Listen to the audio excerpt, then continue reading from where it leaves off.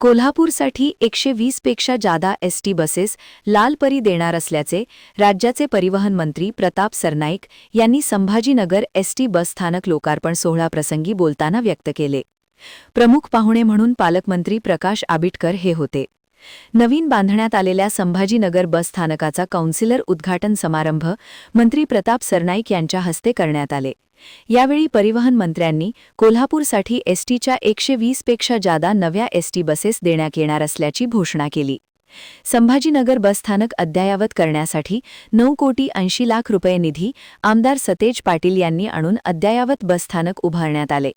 या कार्यक्रमासाठी आमदार सतेज पाटील उपस्थित राहणे गरजेचे होते, असे परिवहन मंत्री यांनी आपल्या भाषणात बोलून दाखवले. प्रास्ताविक प्रादेशिक व्यवस्थापक नियंत्रण समितीचे श्रीमती अमृता ताम्हणकर यांनी केले. या कार्यक्रमास आमदार चंद्रदीप नरके, महाव्यवस्थापकीय बांधकाम राप मुंबईचे दिनेश महाजन यांच्यासह एसटीचे अधिकारी वर्ग व कर्मचारी व महिला वर्ग, एकनाथ शिंदे शिवसेना कर्मचारी संघटनेचे पदाधिकारी मोठ्या संख्येने हजर होते.